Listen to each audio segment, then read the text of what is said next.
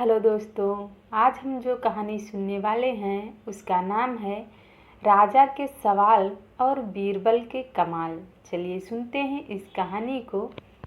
बहुत समय पहले अकबर का भव्य दरबार लगा करता था। उस दरबार में बड़े बड़े विद्वान, पंडित और मंत्री मौजूद रहते थे, लेकिन सबसे खास और चतुर थे बीरबल।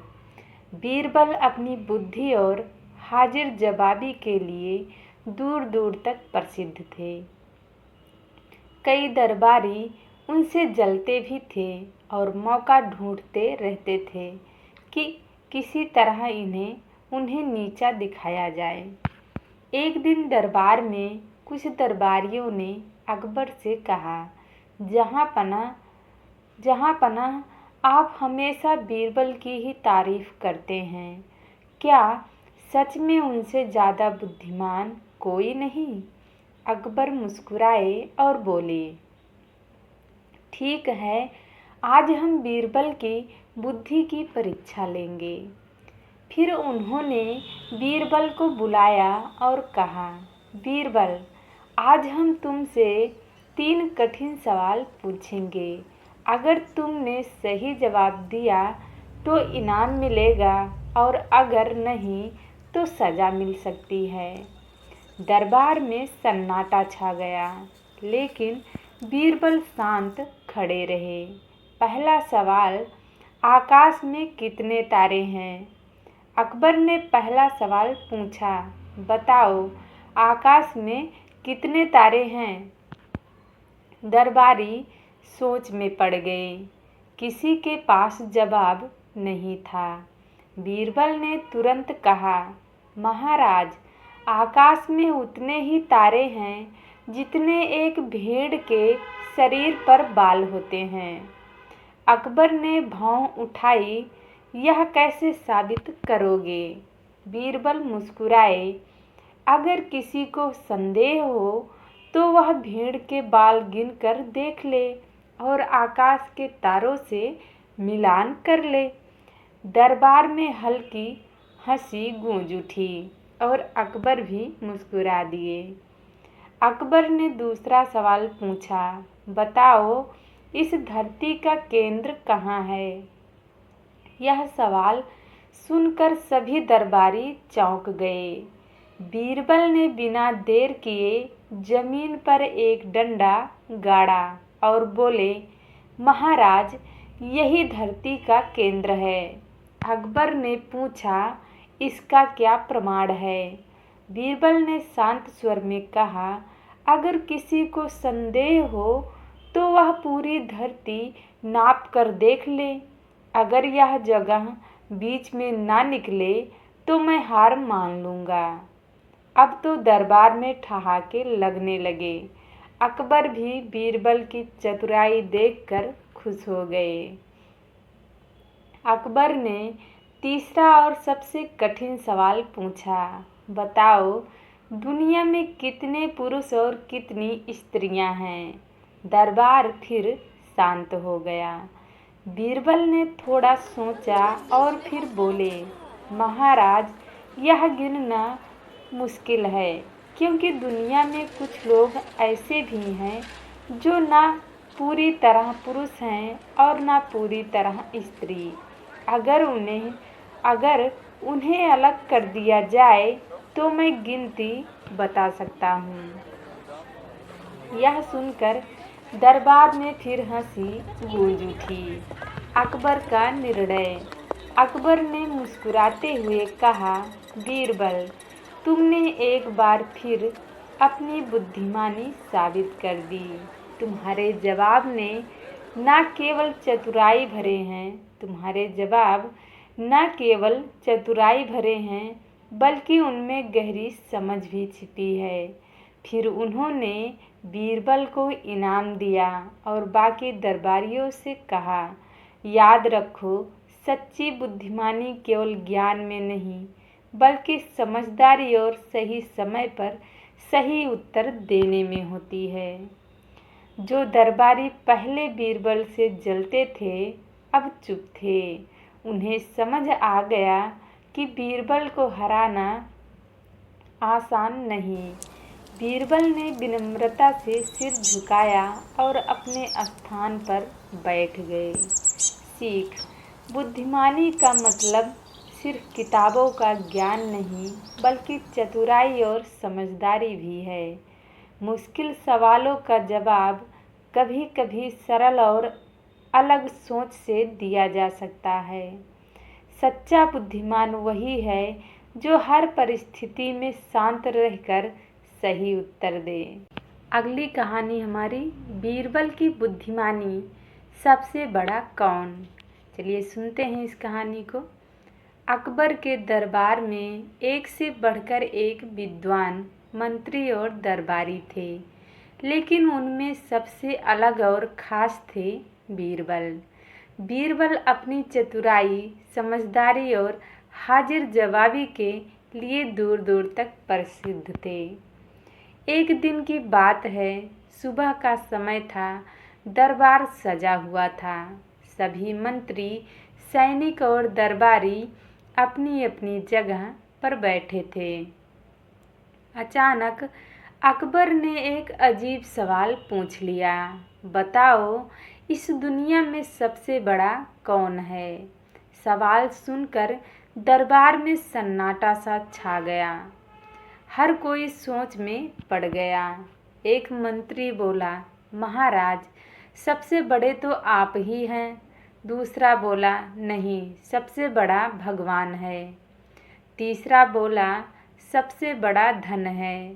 हर कोई अलग अलग जवाब दे रहा था, लेकिन अकबर को कोई भी जवाब संतोषजनक नहीं लगा। फिर उन्होंने बीरबल की ओर देखा।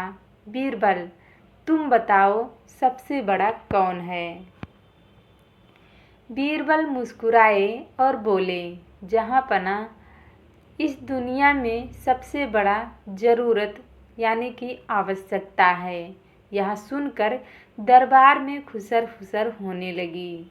अकबर ने भौहें चढ़ाई। यह कैसी बात है? क्या जरूरत हमसे भी बड़ी हो सकती है? बीरबल ने शांत स्वर में कहा, जी हाँ महाराज।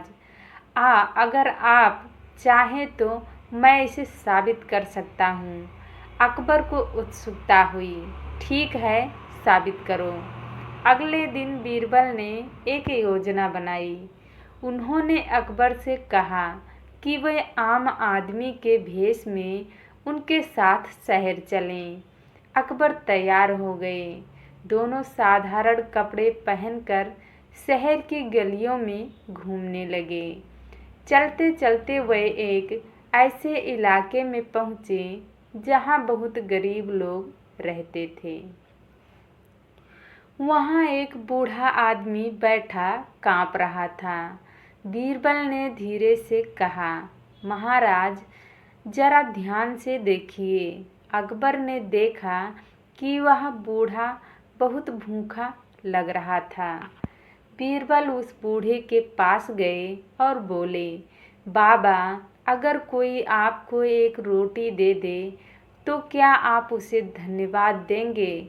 बूढ़ा बोला, बेटा, अगर कोई मुझे अभी रोटी दे दे तो मैं उसे भगवान मान लूँगा। यह सुनकर अकबर चौंक गए।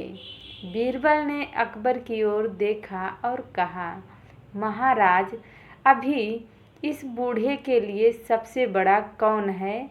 आप, भगवान, या वह व्यक्ति जो उसे रोटी देगा? आप, भगवान, या फिर वह व्यक्ति जो उसे रोटी देगा? अकबर धीरे से बोले, इस समय तो उसके लिए रोटी देने वाला ही सबसे बड़ा है। बीरबल मुस्कुराए। यही तो मैं कह रहा था महाराज, इंसान की ज़रूरत ही तय करती है कि उसके लिए सबसे बड़ा कौन है। जब भूख लगती है तो रोटी सबसे बड़ी होती है। जब प्यास लगती है तो पानी सबसे बड़ा होता है। अकबर अब पूरी तरह समझ चुके थे। उन्होंने कहा, बीरबल, तुम सच में बहुत बुद्धिमान हो। आज तुमने हमें एक बड़ी सीख दी है। दरबार में लौटकर अकबर ने सबके सामने बीरबल की प्रशंसा की और उन्हें इनाम दिया। सभी दरबारी भी बीरबल की बुद्धिमानी की तारीफ करने लगे।